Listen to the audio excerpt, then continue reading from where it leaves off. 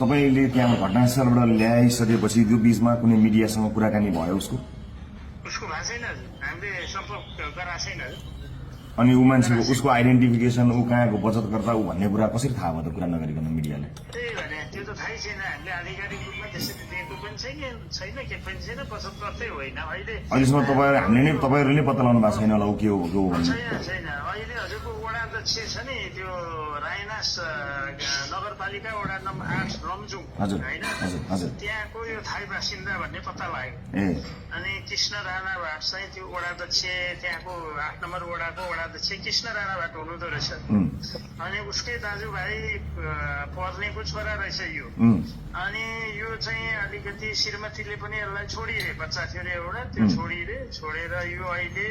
बेवासी जस्तो यो हिँड्छ अरे पहिला यो अटो ड्राइभर हो अरे अटो चलाउँथ्यो अरे होइन अटो ड्राइभर त्यसपछि अनि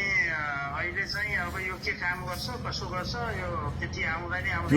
उसले त्यहाँ समाचारमा आए जस्तो कुनै सहकारीको बचतकर्ता हो कि होइन होइन त्यो हुँदै होइन त्यो जसले त्यो लेख्या हो त्यो पुरै फेक हो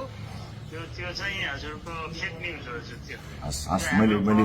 मैले तपाईँको यही कुरा आधिकारिक माने है कि प्रहरीले त्यस्तो दिएको पनि छैन